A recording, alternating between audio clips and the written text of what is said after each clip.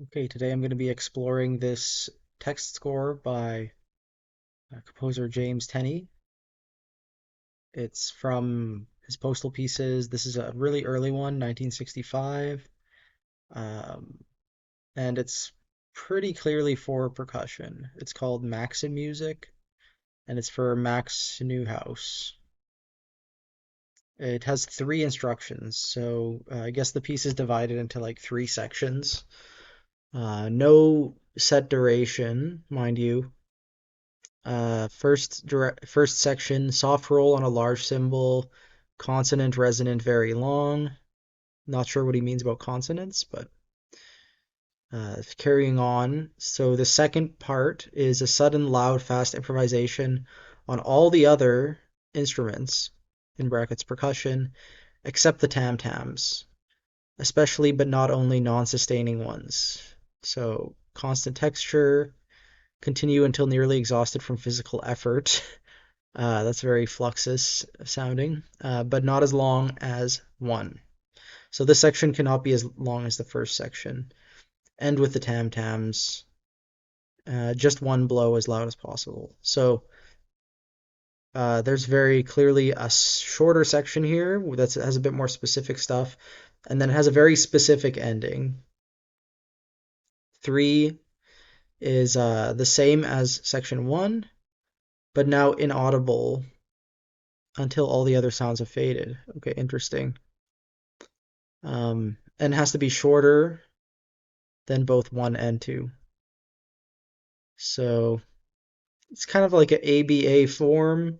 It's sort of poetic, like the idea of 2 bleeding into 3. And there's something strange about this idea of like the symbol kind of emerging out of this noise texture, like it's inaudible as it enters.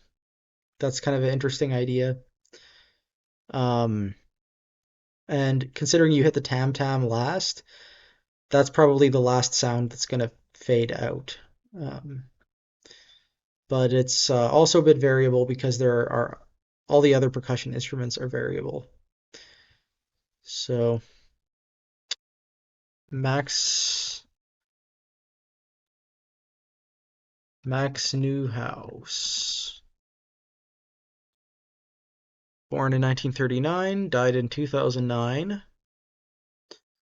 Notable interpreter of contemporary and experimental percussion music in the 1960s. So this is clearly who it's for. Born in Texas, spent his childhood in New York, moving to the Houston, and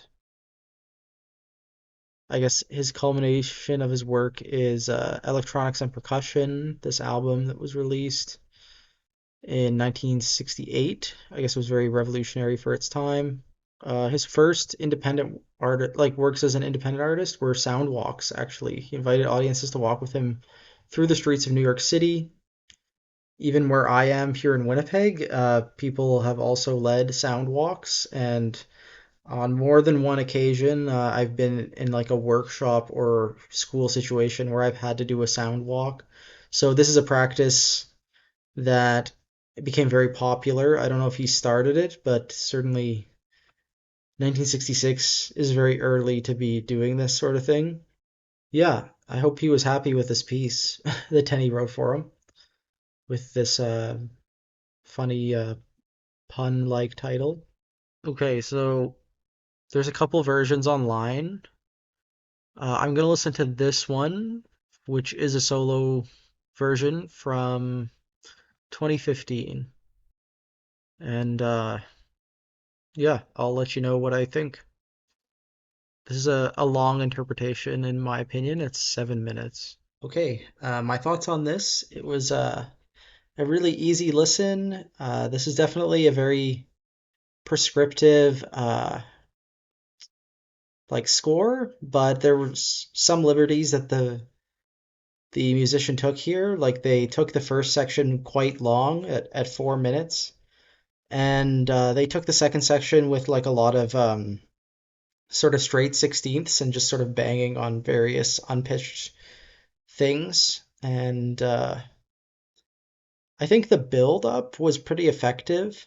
I don't know if the Going Crazy was as crazy as it could have gone, but it's yeah, very straightforward, effective portrayal of what Tenney asked for with this one.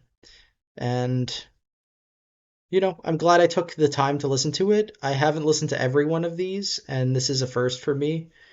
I always like the title. Um, in my opinion, it's one of the less interesting ones. It's like really early, so he's still sort of in Fluxus mode and just focusing on like these sort of text scores. Whereas the later ones are more influenced by his electronic music experience, and I think those are even more interesting because he brings something of his own to it. So, yeah, that'll be it for Maximusic.